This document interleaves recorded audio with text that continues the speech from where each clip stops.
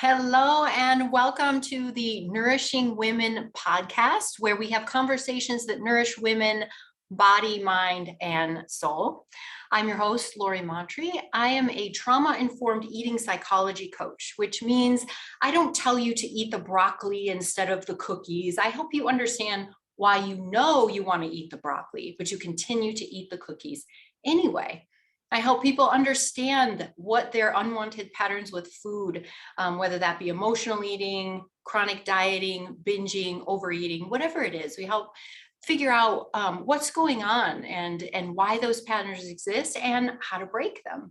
This podcast, Nourishing Women, is all part of my mission to nourish women and help them break free of whatever it is that's holding them back from their authentic life and being able to live more fully.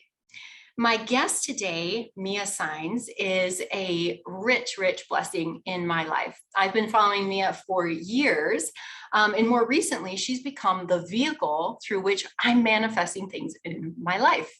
So let me give you a couple examples, because I know that's kind of a weird thing to say, and it may not make sense, but here we go.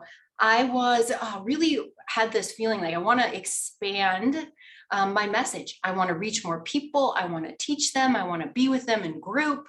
And as soon as I put that message out there and it was on my heart, about a week later, Mia shows up in my inbox, says, "Hey, audience, anybody out there, healer, coach, teacher that wants to come and teach inside my group?" Yeah, hello, me. That sounds amazing. And right after that, not long after that, really felt on my heart, I got to write about this stuff. I've got to give this to people in a way beyond just my one-on-one practice. Email comes in my inbox from Mia. "Hey, any of you teachers, healers, coaches want to participate in this writing of this book?" And so once again, Mia, as I said, is the vehicle through which things are manifesting for me in my life. That book, by the way, is going to be out in November. It's part of the Love Revolution series. And this one is called Everyday Miracles. So be looking for that on Amazon. I just want to mention, I'm going to try to properly introduce Mia, but how do you do that with someone who has so much talent, so much beauty and grace and skill and gifts? So I'm going to give it a try anyway, just so you have a sense of who we have here with us. Mia is a love activist and the creator of Women Making Miracles. She stands for love and supports you to do the same. Mia helps those who feel alone and yet dream of love to bring all forms of love in their lives so they can go out and send love into the world. This powerful work is done through spiritual interpersonal development, which we call self-love. Mia has taught the Love Mastery Program for 12 years, which is individual one-on-one coaching, VIP coaching, groups, and coach certification program. Through her work as a love teacher and coach, Mia has discovered the depth of love on all levels.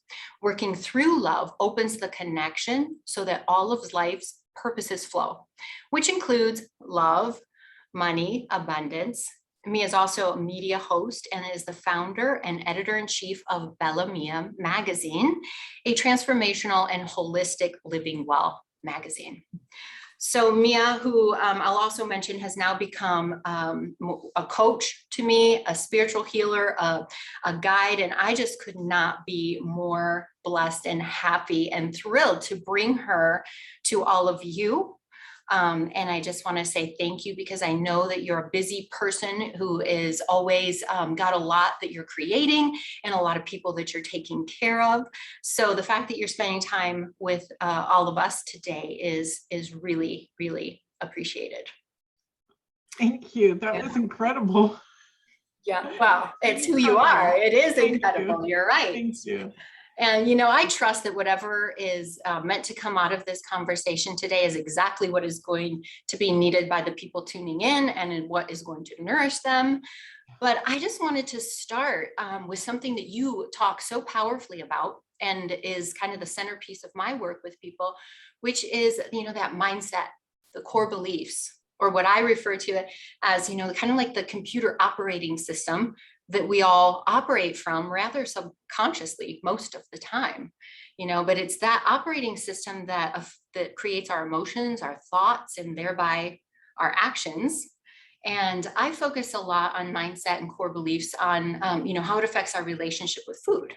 But of course, it affects everything from the way we do our work, from the way we do our relationships, to the way we just show up in life. So I'd love to ask you, what is your perspective on that? And how do you help people dig in and uncover their sometimes hidden core beliefs that is really holding them back from being authentic in life and creating what they want to? Thank you. That's really beautiful. I first went on a journey of my own self-discovery. That's where this all led me to, was realizing, one, that I was a miracle because I believed everybody else was. So why wasn't I? Two, I was deeply loved. If everybody else was deeply loved, wasn't I deeply loved? And then three, I realized how lonely I was and alone I was. And then I shifted that into, we are all feeling the same aloneness, and yet we don't have to be. So when I looked at these, I really wanted to change my experience in life, and I set out to do that. And what you are speaking of in the mindset, I also call walking our talk. It is who we are. And so to look at myself and literally to create my life like a storyboard for a business is how I did it. What do I want to look like, feel like, present myself as, do for a living, have sleeping in my bed, my home, whatever. I looked at every aspect. And through that, I recreated who I was. No more was I the traumatized little victim girl. I became a strong, independent woman that now can support thousands of people. And in that interpersonal development with the spiritual, so it's spiritual psychology is basically, or that is what I teach. It's the wholeness that we develop through ourselves. We're whole and complete already, but we are not taught we're whole and complete until we actually go out and restructure the way we think, we believe, and what we want in our life. And that's where, as you said it, the mindset comes in. If I believed that I was useless and not able to move forward, guess what I would keep reproducing? A useless attitude. Now that I believe that I am a creator of all creation, literally, I look at my life that way. What do I want to create today? Even if it's what do we want to do? So I've gotten in touch with my body, mind, and spirit, and I believe that the only way that we can represent ourselves fully in this world is by connecting them all together. And so we have to look at each one. As you talked about being a person that supports people with food. Food can be such a crazy neurotic addiction for us because of how, and this is a perfect place to segue into mindset, what we were taught about food or the way that we were treated. I know I had to sit at the table and eat every single morsel before I could leave the table. That meant many times I fell asleep and got in trouble at the table. Yeah. And so things like that, or the pantry would be locked during the day. If my mom would go out and lock us in the house and lock the pantry, that meant we didn't have food for hours. So we look at things that have disrupted us and we take it into our everyday adult life. And in this space, even food, the concept of the thing, food and sleep are the two most important things for our human body. We also need love. But sleep, water, and food are what sustains us, right? The love is what actually makes us alive. So just like everyone else, I had my own food stuff, from my brother used to hide cans in his drawers of food like we were in some kind of, I don't know, the Depression or something. It was crazy to see this. Scarcity, right? Scarcity, yeah. And to look at that. And so today, I actually have learned to talk to myself. I am in the smoothest, and of course, everything's just falling back off into the natural state of being of who I am. But literally the smoothness and making my life with food fun. I also love to feel my body. And so I participate in intermittent fasting. on a regular basis because I love to feel my body cleaning itself out in the fasting. And I'm not talking about going to the bathroom. I'm talking about there's a lightness about you. Yeah. And then to eat rich foods, I get to choose. You were talking about broccoli, and I'm like, that's one of my favorite treats, broccoli and cookies. I mean, they're both great, right? And so if we eat the broccoli, we get rid of the sugar in our body and we don't crave the cookies. So it's the same thing with the mindset. As we strengthen our ability to know what we want and how to be, we're not craving the sugar. We're not craving the stuff that's underling trying to disrupt us, right? Yeah, yeah. And that's like a path in every mindset, whether it's body, mind, or spirit, it works the same. It works the same. Yeah. And that's one of the beautiful things I love as I'm working with the women and we're uncovering, what is my programming with respect to food? We're opening up, what is my programming with respect to life? Because how you do one thing, you really do everything. You touched on so many things. One of the things though, that you said, is when we flip that switch a little bit, and we stop living as I'm a traumatized victim. And it's not to say like, these people that I'm working with they feel like, oh, poor me, I'm a victim. Quite the opposite. They feel like, who am I to say anything about, what I went through or whatever. But I'm wondering if you could speak a little bit, and I know your inner child work is so powerful, but I think a lot of times, we get stuck in that place, like I'm a traumatized person because that a lot of things happened to us when we were kids and we needed someone else to step in and save us because we weren't able. We didn't have the tools. We didn't know what was happening. And so no one ever stepped in. And, it's my personal belief, no one is ever going to step in except us. Right. Well, right. People are going to be there. They're going to support us. And love is a beautiful thing and all of that. But if we never learn to be there for ourselves, there's always that insecurity, that place of I need something from somebody else. And sometimes I need something from something outside of me, like food. So I wonder if you can help us kind of understand how we get stuck in that child phase almost, and how we come out of it. Beautiful. So everything is a choice, chocolate or vanilla. Look at it like ice cream. Do I want chocolate or vanilla or strawberry maybe? So we pick and choose. And I know that in the beginning of this, most people don't like my picking and choosing. They're like, I don't like choices. Sure. So what do you choose to be? There was one point where 13 years ago where I evolved out of that invalid stage into this empowered stage. And this is what it looked like. From 9/11, which will be 20 years this year, I was not in New York. I was in California near LAX airport. Because of my childhood trauma, I could not believe what I was seeing on TV. I thought it was a movie, and I called my husband. He said, no, it's really happening.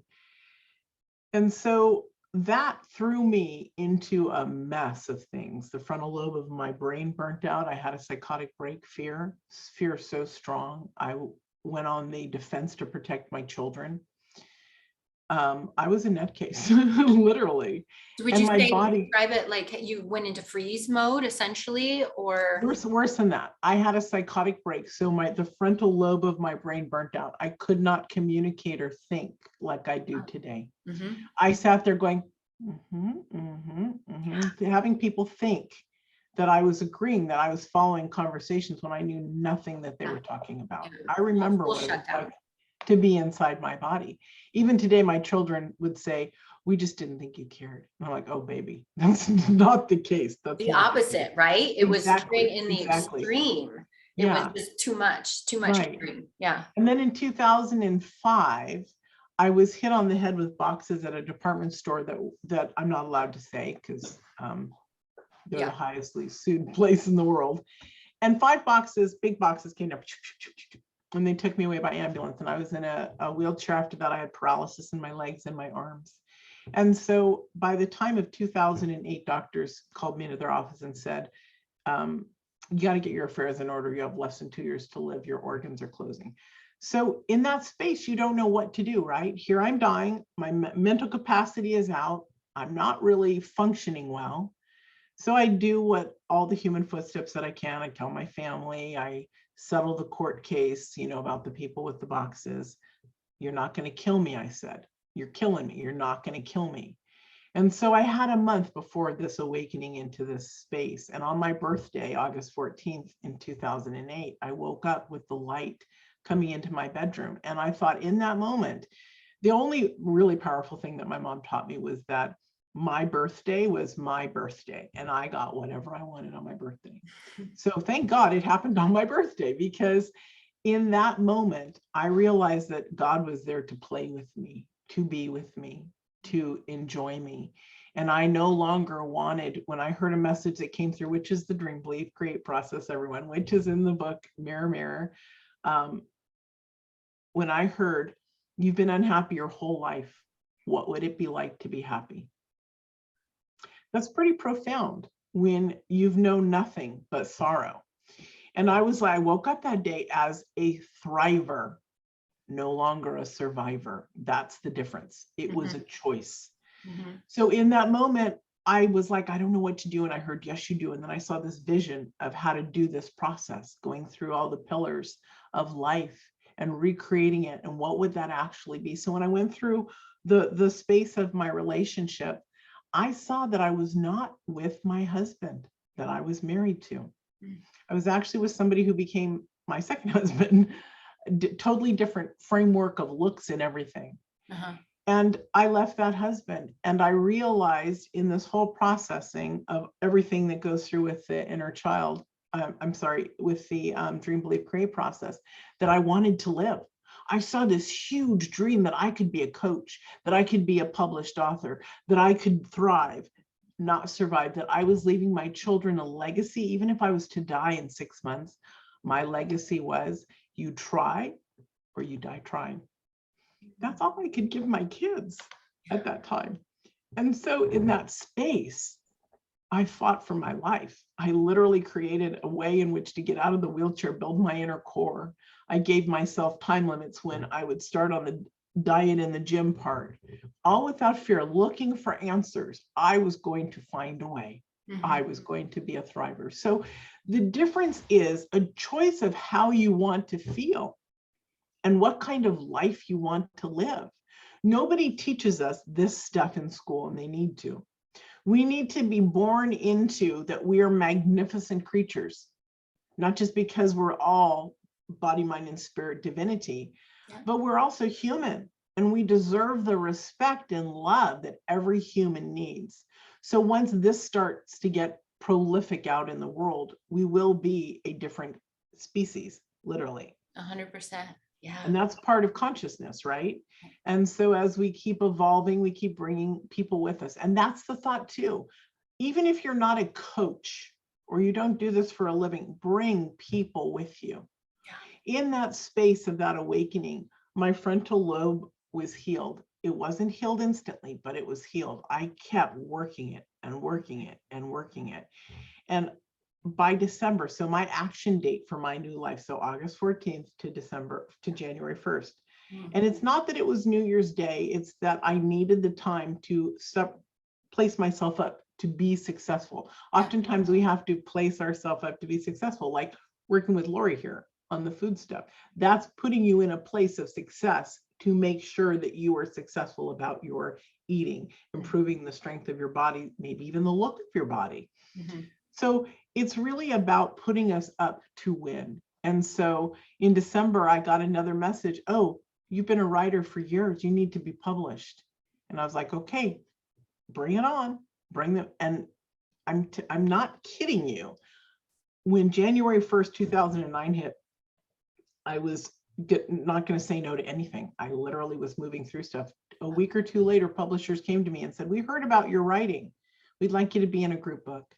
I was like, I was on Facebook, but this didn't come through Facebook or anything. Yeah.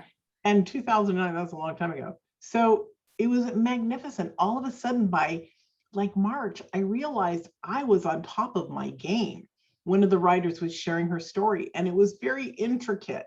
People were not following what she was saying. And I'm like, yes, don't you see, blah, blah, blah, blah, blah, blah, blah, blah, blah. And then all of a sudden I said to myself, I'm back. I can calculate. I have a brain again. Yeah. And it was just the most magnificent experience. And so it literally is, what choice do you want? This is how we choose about moving into life or death, abundance and prosperity, or in lack and weakness. What do you want? Yeah. If I tell you you have a choice of what you want, most people wouldn't believe it because they've not even experienced it. Yeah, exactly. And that's one reason why programs and coaching and stuff is so imperative to humanity, to be taught like we used to be taught around the campfires, how to do and be. We're not taught that stuff anymore. Everybody's in survival mode. How do we get through each war? How do we get through our family life? How do we get through our trauma and our drama, right? They don't choose abundance, magnificence, brilliance. And if you ever said that to yourself, what's your inner dialogue telling you? For 99% of the population, there's an inner voice that'll say, not for you. Do you know what my inner voice says? Hell yeah, let's go. Hell yeah, let's go. But that's because I have programmed and reprogrammed and lived moment by moment by moment by moment. And I can say it's been since 2008, August 14th was my new life date. And so if I've done this for 13 years, let me tell you, you guys can do it for 13 years and more. Yeah. And it's been magnificent. And it's not for me, it's for you. Yeah. And when you make a choice and you know you're worth it, or you want it bad enough, you're going to do it. But you have to sit with what you want, find the ways to make it successful, reach out to people. See, the reaching out is something important too that humans don't do. Yeah.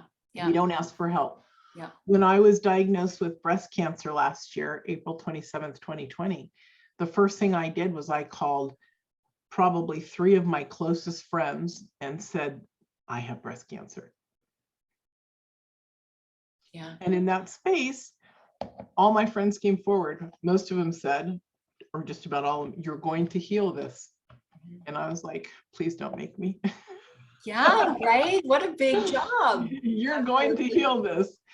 And so when I did not have surgery, when I turned away from that because I heard a message that said, you're going to die on the table, you're too far gone.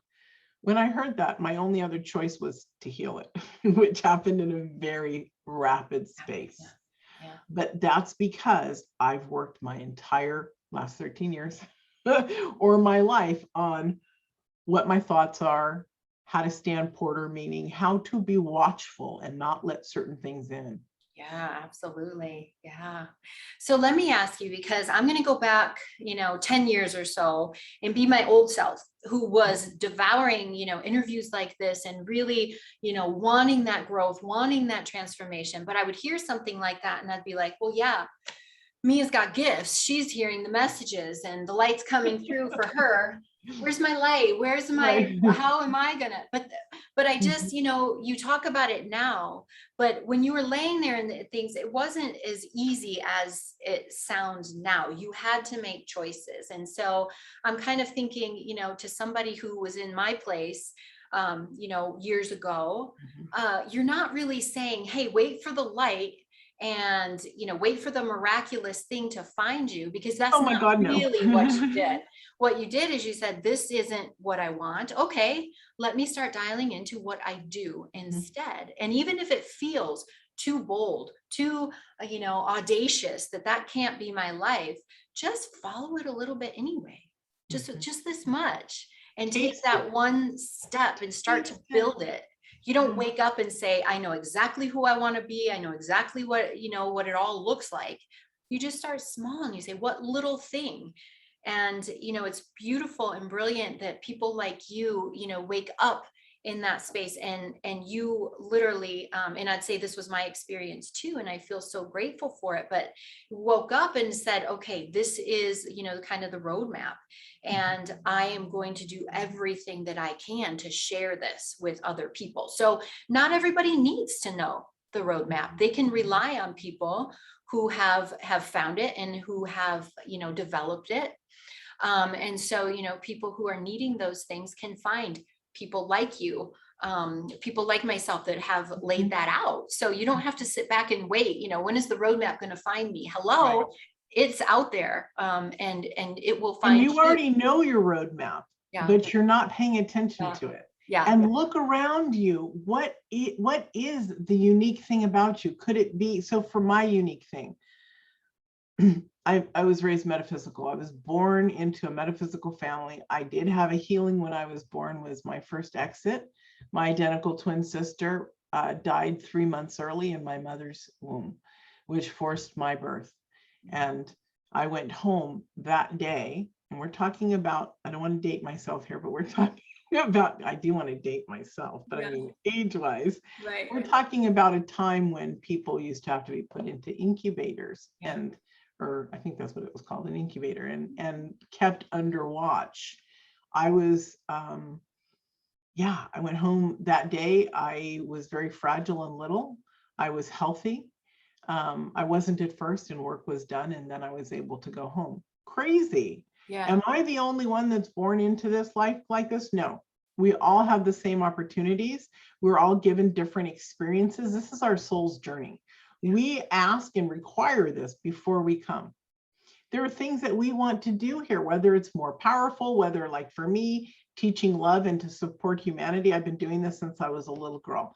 I wasn't teaching the psychology of it. I was standing on the playground telling kids to back the heck off and getting in the way of the little kid that they were going to punch in the face. It's like, no, you've got to get through me.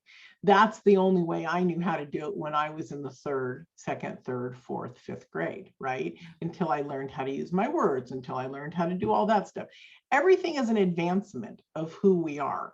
So how true are you to your word? When I was in the third grade, I went to the orthodontist, and he said, when did you stop sucking your thumb? Now, my teeth were straight out. I've given this sharing of this testimony before, straight out. I used to bite a sandwich and have to pick off the top piece and eat that. I could not bite straight through. My brothers used to call me Bucky Beaver. So because mine were so dramatic, I was the youngest and I was going to get it first. So I told the dentist in that moment which I never had braces, but we'll get to that. I told the doctor in that moment that I had stopped sucking my thumb and I never put my thumb in my mouth again. Now, as a grown adult who's smart, I look back on that. No way he did not miss that my thumb was still red and wrinkled. But I never put my thumb in my mouth again to suck it because I gave my word. So it's our word. What does your word mean to you? As a little girl, I heard a lot of times, you're being watched. We can see you. And I was like, what is that about? That's kind of psychotic stuff. If you don't break it down further, it's like, what is that? And so I had always tried to be the best example that I could be. Always, always, always. Why? Because God was watching me. I had a relationship. Now, I say develop a relationship with you and your higher self in any way, your divinity, your soulfulness. Grab what you can and be the most honest with yourself. I have girlfriends today. Now, I'm saying this because I'm known as this spiritual teacher. I'm proud of my work. There's more books coming out that's going to help humanity. And I'm saying this to you. I'm human besides soul. I'm human. And my friends will say to me, because I asked them to, well, at first I didn't. I was like, shut the hell up. But I'm like, be honest with me. And I'll have one or two girlfriends that'll say, okay, Mia, is that an honest feeling of yours? Or are you just saying that because you were hurt? And then I get to stop and I get to look at myself and go, I think you're right. I'm always evaluating everything that goes in and out of me like my breath, because I want to be congruent and consistent. Yeah. The book that I'm writing about the healing about cancer is called Warrior Walkers Killing Cancer. If you're not a warrior walker in life, you walk your talk, you're not going to be successful. I don't care what you do. Yeah. Not everybody will heal cancer. And I hope they actually do. I really hope they do. Yeah. But whether it's cancer, whether it's MS, whether it's Alzheimer's, and we're trying to prep ourselves not to get any of that stuff, whether it's blindness, no matter what it is, whether it's an unhappy marriage, an unhappy relationship, unhappy inside, it's all about looking inward, connecting deeply, and understanding your value of who you are. You hear a lot of people in self-love say, I am enough, I am loved. Well, if that's the first thing for you to say, and you're having negative reactions, you got lots of work to do. Lots and lots of work. Yeah. It's like what we talk about. We don't, if there's a thought that is so far away from the truth that you hold, you can say it all day, but it will never be accepted. So in our work, it's all about stepping stones. Okay, well, if I can't say this and believe it even a little bit, how can I move along that spectrum slowly? Can I say, well, I deserve to feel worthy, or start somewhere and let yourself kind of sink into it. I'm curious because I think I'm speaking from experience that I didn't have necessarily that sense of this is authentic me. I had never experienced it up until more later in my life. And so how could you help people understand, like, I want to be authentic? I'm so excited about this. I'm so excited about this. Okay. I love when you said that, because I wanted to blurt out, oh my gosh. So look, I'm a girlfriend too. She's my girlfriend. We're friends also. Yeah. And so I'm excited to say to Lori, oh my God, I'm so excited. How do you feel in your authentic self? Yeah. Go back to the feelings. How do you feel? Are you in your space of wow? That's when you know you're in it. One of the deepest things is to stop wherever you are. Ask yourself, happy, sad, whatever. How am I feeling? Do I like it? Yes or no? Do I want more of it? Oh no, get that away from me. Okay, I got to shift. Look at the awareness of what it is and then get it out of your system. Remove it. Don't be it anymore. It takes time to be able to touch yourself and go, how do I feel? I'm actually feeling really kind of good inside. What does that feel like? Where does that come from? We want more of that. We're playful with the universe. We're curious with the universe. We're more happy, more love, more joy, more. There's a piece in this sound bath that I do on retreats called The Journey. It's not mine. It's by Neil Donald Walsh, and it's recorded with celebrities Ellen Burstyn and Ed Asner. And Ed Asner is God, and Ellen Burstyn is the goddess voice. And when they say that you want more sex, more money, more, and you're told it's bad, it's not bad. It's not bad to want more love, more sex, more joy, more peace, more abundance. So if you believe that you can have more, you're at the place. If you question that, ooh, blasphemy, or ooh, it feels weird, then you're not at the place for more, for connection, for anything. So listen to the words that throw you off, that make you, wait a minute. That's where you need to go from, is from those words. That space that triggers you slightly. A trigger is something that's been pre-programmed into you that does not set well with you. I'm going to tell you, if I told you you were beautiful, you were gorgeous, and you were in your sloppy clothes, no makeup on, you'd be like, what the heck is Mia talking about? I feel scummy. You don't see what I see. Yeah. What I see is beauty. What I see is grace. What I see is a woman working on herself. I see so much inside that most people don't even ever understand is the truth about them. Yeah. So when you can see yourself in a beautiful light, even just the awareness of, I want to love myself more. What does that feel like? And as we talk to ourselves, not as crazy people, and if you're getting a little crazy, okay, then that's okay too. But sometimes I say to myself, wow, I'm asking myself how I'm feeling. Did anybody hear that? And then I'm like, I'll laugh and I'm like, I don't care, because it balances me. It keeps me on track. And that's the only thing that matters, because you are just as beautiful in your jammies and your other stuff as you are in your greatness. I woke up this morning with the swollen eyes and a little bit swollen here. And I was like, I can't do 2 interviews in one day looking like that. I got myself together, did my hair pretty, went out for coffee, and I feel gorgeous. Yeah. I don't know if they show, they don't show to me anymore, but they were there. It was there. My face was swollen. And you would have been beautiful with them. Yeah. Right. Just like you said. Because it's what we are inside that comes out, right? That's the thing. It's who we are that we share with the world. And that's the beauty. Yeah. And people will Kindness. see it. People do see Yeah. it when you're shining, Yeah. even if you're, you're not looking your best, when you're shining because you love yourself, you do look different. You do. Yeah. Yeah. So I know you have some really powerful exercises and more advice in the book, Mirror, Mirror.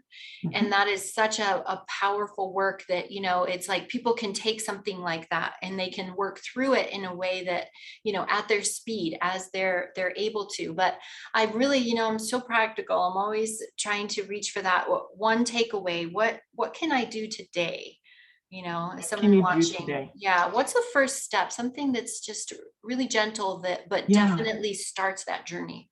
So before the inner child and before the mirror work, we do a connection piece. I do insist that people do the mirror work early on, because literally what I've discovered is in the mirror work, all shadows appear and disappear. We recognize our own beauty. And I want to talk about that in a minute, because it's not about, oh, I'm so beautiful. Yeah. How you feel, the depth, the connection inside. So when you do the mirror work, you're also breaking that shell. We have a dysmorphic shell on us that we've gotten from very young in age to protect ourselves. That cracks away and our soul comes out. Yeah. So being aware, instead of doing full mirror work, if you can, it's in the book, Mirror, Mirror. It's also a video in the treasure trove. But just instead of looking at yourself, I love you, because it's hard for people in the beginning. Even just feeling here, you'll see me touching myself a lot. I touch myself, but I love myself. Can you feel, I love myself, the vibration, rather than I love myself, because you're not going to get a good wooey feeling. I love myself. And then with that, as you prepare your morning drink for the day, your hot lemon water, tea, coffee, you're doing it with the awareness that it's you. You are magnificent, and you're worth that being created in magnificence, because you're worth it. And then you're drinking the love that you've created in there. Yeah. Most of you are familiar with Dr. Emoto's theory on water, where they took a glass of water, loved and praised it, froze it, sliced it, looked at it under a microscope. The crystals were doubled, tripled, gorgeous, more than natural. Then they took a glass and they condemned it and hated it and cursed it and froze it and sliced it, and those crystals were mangled. So it shows us when we prepare even our food and our drink in love, we're absorbing a double take there. We're bringing in love, plus we're also aware that we're using the healthiest things for our body because we love ourselves. Yeah. So that's a sweet, beautiful, connective takeaway. That's the most simplest, and yet it's the deepest connection for the interior of love. The first time I started doing that, all of a sudden in my solar plex, because with me, we also do work to clear the solar plex, which holds 30,000 years of information and stuff. And so from the fight, flight, or freeze. And so as we clear that away, I felt tingles like, oh my gosh, like butterflies, like I was in love with myself, like I did with, more of that. Right? Yes. And so it's about nurturing the spaces that we've never gotten to, the depths of love that we've never reached, because we were never told that we could be that magnificent. Yeah. And in fact, in a lot of cases, we were told, how dare you think you can be magnificent? Most cases, yes, you're right. And also for females, you're just a girl, be quiet. You have nothing to say. Go sit in the corner, think before you speak. Oh, I could go off really fast. You heard how fast I say that. Yes. I'm very familiar with, with what we were told. And the truth is, when we were little girls, we were little women growing up watching so that we could become magnificent. And that wasn't always a space because we weren't nurtured in such a way. Mm-hmm. And now we get to go back. We get to go back. And we get to recreate ourselves in love, yes, the way that we want. Yeah. And we're no longer those children, right? We're the adults who get to nurture ourselves and bring us into our authenticity. So can I say one thing about the inner child work? Yes, absolutely. Please. Okay. And so now we're skipping ahead here to the inner child work. What's really amazing about the inner child process is you get to go in and heal what comes up for you. In our everyday life, during our talk sessions with my clients or whatever, or if you're in therapy, you'll see that automatically what's on your mind the most is what you want to talk about. And in there are the layers of stuff that keep coming up. Right. And so when you look at that, you get to pick and pull and see, oh, this needs to be healed, that needs to be healed, or this shifted and that shifted. Mm-hmm. So be really gentle with yourself and be open to what's hidden there. Now, in the inner child, we get to break the energy of the storyline. So when we meet ourselves in the inner child,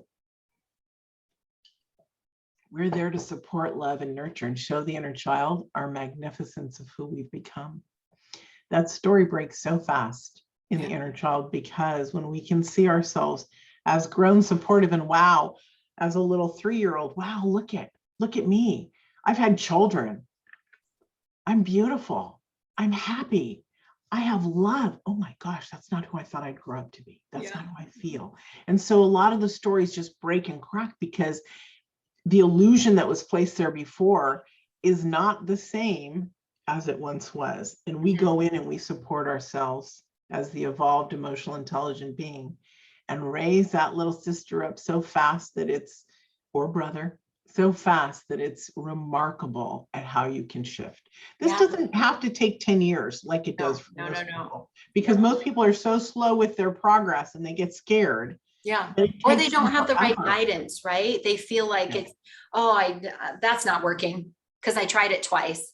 Right. Or, whatever it is. Or I didn't like the way it felt. Yeah. I didn't. It was scary. So instead of reaching out and talking to somebody, they just wipe it away. Or my little child ran away from me. Well, why did your little child run away? Yeah. What's there? Do you want to retrieve her? I mean, I got a client recently who's like, I left her in another child meditation from somebody else a long time ago. I'm like, then you better go get her and you better bring her home. I love it. I love it. And I think, once you break those stories, that's when you can replace them with the stories that you want. Because when you're trying to create new stories, but the old one is too solidified, it's too, it's not going to be very easy work. So I love how you break it first. Ready? That's over. That's done. It's time to create now. Yeah. And you got to make a space for it first almost. And people wonder, where does it go to? Where does it go to? It dissipates away, and who you naturally are fills that space rapidly, just like love. When you break up with somebody, you don't hate them, unless they're a jerk. No, I'm kidding. The love just shifts into a different form of love. Don't ever let it go. Don't ever hate someone that you've loved. Even if they're a narcissist, heal your own stuff, because we don't care about them when they try to hurt us, right? We want to evolve ourselves. But in a normal relationship where you feel safe, when you break up with somebody, the love is still there. It doesn't have to be put as enemy number one.